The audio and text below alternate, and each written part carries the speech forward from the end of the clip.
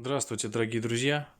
Сегодня у нас будет обзор на солнечную панель российского производства. К нам в офис наконец-то приехал демонстрационный вариант солнечной панели Havel 300 Вт, гетероструктурная. И сейчас мы посмотрим на качество ее сборки, оценим солнечные ячейки, посмотрим на герметичность, сделаем оценку корпусу. Пройдем по всем этим пунктам. Рядом, кстати, стоит солнечная панель торговой марки Top Ray. 350 Вт монокристалл. Небольшое такое сравнение сделаем. Хотя это не совсем правильно, поскольку это монокристалл. А это гетероструктурная. Совсем другая технология осаждения кремния. Значит, начнем. Солнечная панель Havel, как заявляет производитель, 19,17 КПД процента. Мы видим, что здесь у нас токопроводящие проволоки используются, а не токопроводящие шины. Их здесь порядка 20 штук. По сравнению, например, с Top-Ray здесь 5 токопроводящих шин по-разному собраны. Корпус действительно отличается по качеству. Он как будто бы покрашен. То есть, если в китайских модулях мы видим, что здесь обычный анодированный алюминий, то тут как будто порошковой краской покрашено, хотя тоже профиль анодированный. 72 ячейки, если не ошибаюсь. Качество нанесения герметика давайте посмотрим.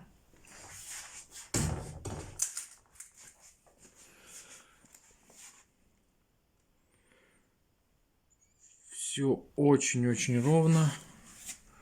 Никаких подмазов, выпуклостей, расхождений шва, грязи и прочего не наблюдаем. Распаечная коробка. Кстати, она большего размера, чем на китайцев. Ну и также провод 60 сантиметров. Давайте обратимся к даташиту. Тип модуля 300. Плюс-минус толерант 5%. Ток короткого замыкания 9. Напряжение холостого хода 43,4. Напряжение при максимальной точке мощности 35,4 вольта. Ток при максимальной мощности 8,5. Максимальное напряжение 1000 вольт. Вес 19 кг. Степень защиты 65. Вот. Ну, внешне она действительно выглядит на порядок качественнее, чем китайские аналоги. Эти отверстия у нас для ввода-отвода, чтобы у нас тут не копилась вода дождевая, снег и все прочее удовольствие. Эво-пленка также нанесена без вздутия. Поверхность очень ровненькая. Ну, скажем, качество самого солнечной панели действительно впечатляет. Мы были с нашими ребятами из офиса перед Новым годом на их заводе. Также были партнеры из Краснодара. Прошли по всем этапам сборки панели, на оценке качества присутствовали. Ну, в общем, там стадий проверки, я не знаю, порядка, наверное, 60. Качество безупречное. Вопрос только в ценообразовании. Если 300-я, там 320-я панель Havel стоит порядка 15-17 тысяч рублей, то 350-я монопанель сейчас у нас в розницу отпускается по 10 900 торговой марки Top Ray. Да, это российский производитель. Да, качество отличное. Да, гарантийный срок больше.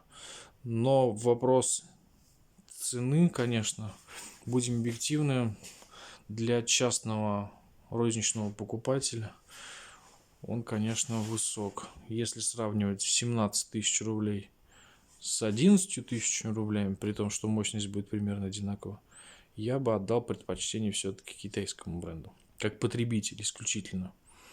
Хотя есть проекты, реализованные на этих панелях, они прекрасно себя зарекомендовали, прекрасно служат.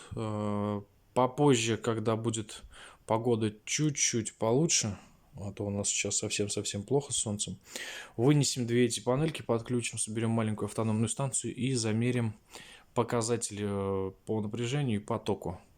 при одинаковых условиях, какая панель отработает лучше. Панель китайского производства за 11 тысяч рублей или панель российского производства завода Havells за 17-15 тысяч рублей. Ждите обзоров.